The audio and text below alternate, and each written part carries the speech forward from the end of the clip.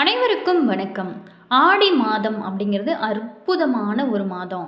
இந்த ஆடி மாதத்தில் பொதுவாகவே ஜூலையோட நடுப்பகுதி முதல் ஆகஸ்ட் நடுப்பகுதி வரை வரும் ஆடி மாதம் முழுவதுமே தெய்வீக ஆற்றலானது அதிகமாக இருக்கும். ஆடி மாதத்தில் வரும் ஒவ்வொரு வெள்ளிக்கிழமை மிகவும் விசேஷமானதாகவும் சொல்லப்படுது. ஆடி பிறப்பு நாளில் நம்ம செய்யப்படும் முக்கிய வழிபாடுகளில் ஒன்று தான் தேங்காய் சுடுதல். இதில் இனிப்பு கலந்து தேங்காயை தீயில சுட்டு அதுக்கப்புறம் கடவுளுக்கு படைத்து பிரசாதமாக அவங்க சாப்பிடுங்க. இது குடும்பத்திற்கு நல்ல அதிர்ஷ்டத்தையும் செழிப்பையும் தரும் அப்படின்னு சொல்லப்படுது. மேலுமே இந்த ஆடி மாதத்தில் நம்ம என்னென்ன வழிபாடுகள் இந்த ஆடி 1ஆம் தேதியில் செய்யலாம், இந்த ஆடி 1ல் நம்ம செய்கிறதுனால நமக்கு எப்படிப்பட்ட பலன்கள் கிடைக்கும் அப்படிங்கிற எல்லா தகவல்களையுமே இந்த வீடியோவில் விளக்கமாக சொல்லியிருக்கோம். வீடியோவை ஸ்கிப் பண்ணாமல் முழுமையாக பாருங்கள். வீடியோ பிடிச்சிருந்தால் லைக் பண்ணுங்கள். அதே மாதிரி இதே போல் தகவல்களை நீங்கள் தெரிஞ்சுக்கணும் அப்படின்னா மறக்காமல் சப்ஸ்கிரைப் பண்ணிக்கோங்க. கூடவே இருக்க பெல் ஐக்கானையும் ப்ரெஸ் பண்ணிட்டு வாங்க வீடியோக்குள்ளே போகலாம். மாதத்தோட அனைத்து நாட்களுமே சிறப்புக்குரியதாகவும் வழிபாட்டிற்கு உரியதாகவும் இருக்கக்கூடிய மாதம் அப்படின்னா கூட அது ஆடி மாதம் தாங்க. தட்சிணாய காலத்தின் துவக்கமாக வரும் இந்த ஆடி மாதத்தின் முதல் நாள் துவங்கி கடைசி நாள் வரைக்குமே அனைத்து நாட்களுமே ஒவ்வொரு வகையான சிறப்பு கொண்டதாக அமைஞ்சிருக்கு. இந்த மாதத்தில் அம்பிகை வழிபாடு, குலதெய்வ வழிபாடு மிகவும் சிறப்புக்குரியதாக சொல்லப்படுது. பக்தருக்குரிய மாதமான இந்த ஆடி மாதத்தின் முதல் நாளில் அம்பிகை நம்மளுடைய வீட்டிற்கு அழைத்து ஆடி மாதம் முழுவதுமே நம்மளுடைய வீட்டிலேயே இருந்து அருள் செய்வதாக முதல் நாளில் எப்படி நம்ம வழிபட வேண்டும், எந்த நேரத்தில் நம்ம அம்பிகையும் வீட்டிற்கு அழைக்க வேண்டும் அப்படிங்கிறத பற்றி விரிவாக பார்க்கலாம். இந்த வருடம் 2025 வருடம் ஆடி மாதம் ஜூலை 17ஆம் தேதி வியாழக்கிழமையானது பிறக்கிறது. குரு பகவானுக்குரிய ஒரு மங்களகரமான வியாழக்கிழமையில் இந்த ஆடி மாதம் பிறப்பது மிகவும் சிறப்புக்குரியதாக ஒரு விஷயமாக சொல்லப்படுது. அதோட ஆடியின் துவக்கத்திலேயே ஆடி வெள்ளி தினமும் வருவது, அதனால் 2 நாட்கள் வழிபாட்டிற்கும் விரதத்திற்கும் உரிய நாட்களாக அமைஞ்சிருக்கு. வியாழக்கிழமையில் ஆடி மாதம் பிறக்கிறதுனால முதல் நாள் புதன்கிழமையை வீட்டை சுத்தம் செஞ்சு தயாராக வைத்திருங்க. அன்றைய தினமே பூஜைக்கு தேவையான பொருட்களையும் தயார் செஞ்சு நீங்கள் வைத்து விடுறது நல்லது. அடுத்ததாக ஆடி முதல் நாள் அம்மனை நாம் எப்படி வரவேற்பது? ஆடி முதல் நாள் அன்று அதிகாலையில் எழுந்து வீட்டில் உள்ள சுவாமி படத்திற்கு மஞ்சள் குங்குமம் தொட்டு வைத்து அழகிய மலர்களால் அலங்கரிங்க. அதற்கப்புறம் முதல்ல நம்மளுடைய குலதெய்வத்தை மனதார நினைத்து வழிபட வேண்டும். அம்பிகையோட அருள் பரிபூரணமாக கிடைத்து வேண்டுதல்கள் அனைத்துமே விரைவில் நிறைவேறுவதற்கு அருள் செய்ய வேண்டும் அப்படின்னு குலதெய்வத்திடம் நம்ம மனதார நினைத்து வேண்டிக் கொள்ள வேண்டும். பிறகு ஒரு கலச சொம்பினை எடுத்து அதில் தண்ணீர் நிரப்பிக்கொள்ள வேண்டும். அதில் சிறிது மஞ்சள் கலந்து சிறிது வேப்பிலை இலைகளையும் போட்டு அந்த சொம்பிற்கு பூ போட்டு அலங்காரம் செய்ய வேண்டும். கும்பமாக கலசத்தை தயார் செஞ்சு வழிபட வழக்கம் இருக்கிறவங்க அந்த முறையில் நீங்கள் வழிபடலாம். அது மட்டும் இல்லாமல் இந்த அம்மனை நம்ம வழிபடும் போது ரொம்பவும் வீட்டில் விளக்கேற்றி வைத்து அம்பிகைக்கு பிரியமான வெற்றிலை பாக்கு, மஞ்சள், குங்குமம் எல்லாமே படைக்கிறது முக்கியம். நைவேத்தியமாக சர்க்கரை பொங்கல், பாயாசம் என ஏதாவது ஒரு இனிப்பு நம்ம செஞ்சு படைக்கிறது ரொம்ப சிறப்பு. அதுக்கப்புறம் உங்களுக்கு தெரிந்த ஏதாவது ஒரு அம்பிகையோட மந்திரத்தை, ஸ்லோகம் ஆகியவற்றை நீங்கள் சொல்லலாம். எதுவுமே தெரியாதவங்க அபிராமி, அந்தாதி படிக்கலாம். ஆடி மாதம் முழுவதுமே எங்களோட வீட்டில் எழுந்தருளி நாங்கள் செய்யும் இந்த எளிமையான பூஜையை நீங்கள் ஏற்றுக்கொண்டு அருள் செய்ய வேண்டும். நாங்கள் தெரியாமல் ஏதாவது சிறிய தவறு செஞ்சால் கூட அதை நீங்கள் மன்னித்து அருள் செய்ய வேண்டும் அப்படின்னு மனதார நினைத்து மனமுருக வேண்டினால் உங்களுடைய வேண்டுதல்கள் அனைத்துமே நிறைவேறும். அது மட்டும் இல்லாமல் இந்த வழிபாடானது காலை 5 மணி முதல் 6 மணி வரைக்குமே, 8 மணி முதல் இரவு 10:30 மணி வரைக்கும் நீங்கள் இதை செய்யலாம். அதே மாதிரி இலை போட்டு படைக்கிறது ரொம்பவும் நல்ல நேரமாக சொல்லப்படுவது பகல் 12 முதல் 1:20 வரைக்குமே. மாலையில் வழிபாடு செய்கிறவங்க 7 மணிக்கு பிறகு நீங்கள் வழிபட்டால் சிறப்பு. அதே மாதிரி இந்த மாலை நேர வழிபாட்டோட பலன்கள் என்ன? காலையில் வழிபட நேரம் இல்லாதவங்க மாலையில் நீங்கள் வழிபடலாம். அன்றைய தினம் தேய்பிறை அஷ்டமியும் இணைந்து வருவது மாலை 6:30 மணிக்கு பிறகு தான் அஷ்டமி திதி துவங்குகிறது. அப்படிங்கிறதுனால 7 மணிக்கு பிறகு ஆடி மாத வழிபாட்டினை நீங்கள் செய்யும்போது கால பைரவரை சேர்த்து நீங்கள் வழிபடலாம். இதனால் அம்பிகையின் அருளும் கால பைரவரோட அருளுமே முழுமையாக நமக்கு கிடைக்கும். இதன் காரணமாக நம்மளுடைய வாழ்வில் இருக்கும் கஷ்டங்கள் அனைத்துமே தீர்ந்து நாம் வேண்டிய வரமும் உடனடியாக கிடைக்கும். அதே போல தான் ஆடி மாதம் தேவர்களோட மாலை பொழுதாக சொல்லப்படுது.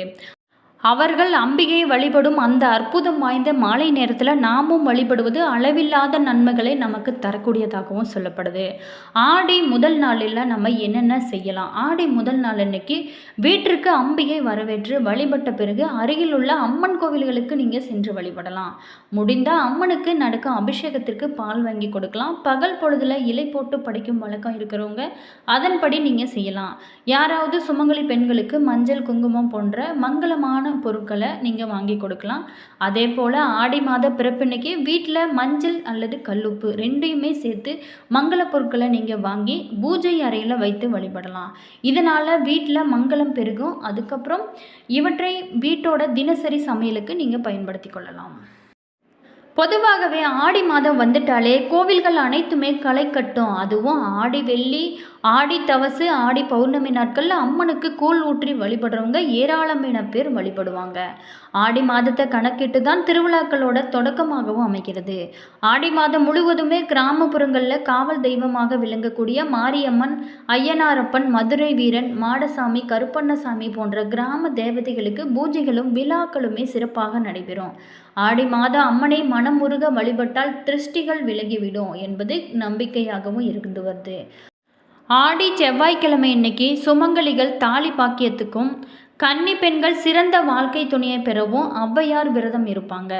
இந்த நாளில் பார்த்திங்களா உப்பில்லாத கொழுக்கட்டை மாவிளக்கு ஏற்றியும் புங்க மரத்தோட இலையை அம்மனுக்கு பூஜை செய்வாங்க. பின்னர் பெண்கள் கொழுக்கட்டையை சாப்பிட்டு விரதத்தை முடிப்பாங்க. இந்த அற்புதம் வாய்ந்த ஆடி மாதத்தில் வரும் ஆடிப்பெருக்கு வரும் ஆகஸ்ட் 3ஆம் தேதியானது வருகிறது. ஆடி மாதத்தில் தென்காசி மாவட்டம் சங்கரன் கோவிலில் 12 நாட்களுமே அம்மனோட ஆடி தபசு திருநாள் ஆகஸ்ட் 6ஆம் கோலாகலமாக கொண்டாடப்படுமே. அது மட்டும் இல்லாமல் ஆகஸ்ட் 9 ஆடி கார்த்திகை கொண்டாடப்படும். இந்த நாளில் விரதம் இருந்தால் முருகன் மனம் குளிர்ந்து அருள் செய்வார் அப்படிங்கிறது காலங்காலமாகவே இருந்துட்டு வர ஒரு நம்பிக்கை. ஆடி அமாவாசை ஆகஸ்ட் 16ஆம் தேதியில் வருகிறது. இந்த நாளில் பார்த்திங்களா கன்னியாகுமரி, ராமேஸ்வரம், தனுஷ்கோடி, பாபாநாசம், கோடிக்கரை தீர்த்தங்களில் நீராடி முன்னோர்களுக்கு பார்த்திங்களா தர்ப்பணம் கொடுப்பாங்க. விருதுநகர் மாவட்டத்தில் சதுரகிரி சுந்தர மகாலிங்க சுவாமி, நெல்லை பாபாநாசம், சொரிமுத்தையனார் கோவிலில் ஆடி அமாவாசை வழிபாடு சிறப்பாக நடைபெறும் அப்படின்னு சொல்லப்படுது. ஆடி முதல் நாளான நாளைக்கு வியாழக்கிழமையான இந்த நாளில் வீட்டை சுத்தம் செய்து மாவிளை தோரணம் கட்டி வாசலில் கோலம் விட்டு விளக்கேற்றி குலதெய்வத்தையும் அம்மனையும் தொடர்ந்து வழிபடுவது ரொம்பவும் சிறப்பு. அது மட்டும் இல்லாமல் ஆடி மாதத்தோட முதல் நாள் அம்மன் வழிபாட்டிற்குரிய ஒரு முக்கியமான நாளாக சொல்லப்படுது. இந்த நாளில் இல்லத்தில் இருக்கிறவங்க அதிகாலையில் அனைவருமே எழுந்து குளித்து வீட்டையும் சுத்தம் செஞ்சு மாவிளை தோரணம் கட்டி வாசலில் வண்ண வண்ண கோலங்கள் அனைத்துமே போட்டு விளக்கேற்றி அம்மனையும் குலதெய்வத்தையும் மனதார நினைத்து வழிபட்டால் வீட்டில் இருக்கும் கஷ்டங்கள் அனைத்துமே தீர்ந்து எப்போதுமே மகிழ்ச்சியாக இருக்க இந்த ஆடி மாதம் இது செய்யறது ரொம்பவும் முக்கியமானதாகவும் சொல்லப்படுது. ஆடி மாதத்தோட முக்கிய நாளான ஆடிப்பெருக்கு நாளில் எந்த சுபகாரியத்தை நம்ம தொடங்கினாலுமே பெருகும் அப்படிங்கிறது நம்பிக்கையாகவே இருக்குது. இந்த நாளில் நீர்நிலைகள் பெருக வேண்டும், தண்ணீர் உணவு பஞ்சம் ஏற்படாமல் இருக்க வேணும் அப்படின்னு நதிக்கரைகளில் மக்கள் அனைவருமே வழிபடுவதும் வழக்கமான நிகழ்வாக இருந்து வருகிறது. அதே போல தான் நதிக்கரை அருகில் இல்லாதவங்க குலதெய்வத்திற்கு பொங்கல் வைத்து படைப்பது, வடை, பாயாசம் உள்ளிட்டவைகள் அனைத்துமே இலை போட்டு படைப்பதும் வழக்கமாகவே சிலர் பேர் இன்னும் கூட அதை பயன்படுத்துகிறாங்க. மேலுமே இந்த நாளில் செய்யப்படும் ஒவ்வொன்றுமே சிறப்பாக இருக்குங்க. ஆடிப்பெருக்கு அனைத்து தரப்பு மக்களுமே கொண்டாடப்படும் ஒரு பொதுவான நாளாகவும் இருந்து வருகிறது. ஆடி மாதம் 18ஆம் நாள் ஆடிப்பெருக்கு, ஆடி 18 என அழைக்கப்படுகிறது. ஆடி மாதத்தில் சுபகாரியங்கள் எதுவுமே செய்யக்கூடாது என்கிற வழக்கமும் கடைபிடிக்கப்பட்டு வருது. அப்படியே ஏதாவது ஒரு காரியத்தை செய்ய விரும்பினா கூட ஆடிப்பெருக்கு நாளில் அதை செய்தால் அவை பெருகும், வளமும் பெருகும் அப்படின்னு சொல்லப்படுது. அந்த நாளில் திருமணம் தொடர்பான ஏற்பாடுகள், புதிய தொழில் தொடங்குவது போன்றவை எல்லாமே நீங்கள் செய்யலாம். பொதுவாகவே இந்த ஆடி 1ஆம் தேதியில் நீங்கள் மறக்காமல் அம்மனை அனைவருமே சென்று நாளைக்கு வழிபடுங்க. உங்களுக்கு நினைக்கும் அனைத்துமே நிறைவேறும். என்ன நண்பர்களே, இந்த வீடியோவில் நம்ம ஆடி மாதத்தில் செய்ய வேண்டியவை 1ஆம் தேதி அப்படின்னு பார்த்தோம்.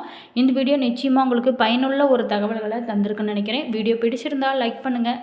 அதே மாதிரி இதே போல் தகவல்களை நீங்கள் தெரிஞ்சுக்கணும் அப்படின்னா மறக்காமல் சப்ஸ்கிரைப் பண்ணிக்கோங்க. கூடவே இருக்க பெல் ஐக்கானையும் ப்ரெஸ் பண்ணிக்கோங்க. அப்போ தான் நாங்கள் போடுற ஒவ்வொரு வீடியோவுமே உடனுக்குடன் உங்களுக்கு நோட்டிஃபிகேஷனாக வந்து சென்றடையும். உங்களோட கருத்துக்கள் என்ன அப்படிங்கிறத மறக்காமல் கமெண்ட் பாக்ஸ் செக்ஷனில் பதிவிடுங்க. ஜோதிட ரீதியான அனைத்து விதமான பிரச்சனைகளுக்குமே தீர்வு சொல்லப்படும். டிஸ்கிரிப்ஷனில் ஸ்ரீ வராகி அம்மன் ஜோதிட நிலையம் வாட்ஸ்அப் நம்பர் கொடுத்துருக்கோம். நீங்கள் கால் பண்ணி தாராளமாக கேட்டு தெரிஞ்சுக்கலாம். அதே மாதிரி உங்களோட ஃப்ரெண்டு அல்லது ரிலேஷன் யாராவது அம்மன் வழிபாடு செய்கிறவங்களா இருந்தால் அவங்களுக்கும் மறக்காமல் இந்த வீடியோவை ஷேர் பண்ணி விடுங்க. அவங்களுக்கும் யூஸ் ஆகட்டும்.